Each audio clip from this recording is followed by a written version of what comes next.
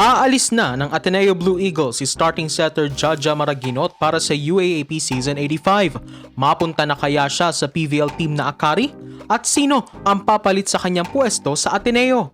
Pero bago yan mga ka-V-Heads, huwag kalimutang mag-subscribe at i-click ang notification bell para maging update kayo dito sa ating channel.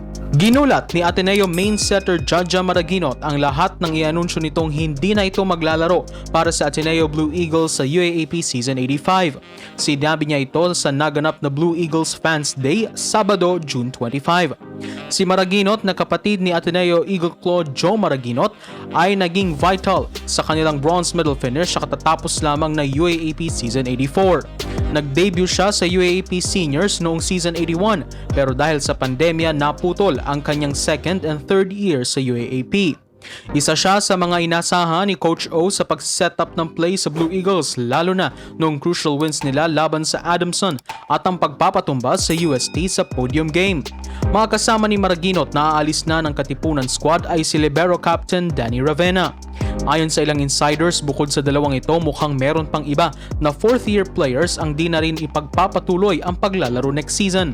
Maaari umano kasing bigyan na ng pagkakataon ang mga bagets o new recruits ng Ateneo na karamihan ay mula Davao. Naabangan ng lahat ang next step ng two Ateneo players na ito at umaasa ang lahat na sana'y pumasok na ang mga ito sa Pro League. Hindi na rin naman ito siguro nakakagulat kung gawin nila dahil maraming teams ang nangangailangan ngayon ng new players. Lalo na ang new team na Akari na sasali sa Reinforced Conference. Di rin dapat tayo magulat kung sina Ravena at Maraguinot ay mapunta sa team na ito, gayong ang manager nito ay si Mosey Ravena na may koneksyon sa Ateneo, UST at Adamson Management. Ang tanong na lang ng mga Abe fans ay sinong papalit sa pwesto ni Maraguinot sa Season 85? Well, base nga sa preview ko noong nakarang araw mukhang si Phil-Am Makana Kowalski ang gagawing main setter ng Ateneo given her height and experience sa mas mababilis na plays. Kung hindi man, enlisted rin for next season sina Tax Fujimoto at ang service specialist at posibleng i-convert na setter na si Kiara Cruz.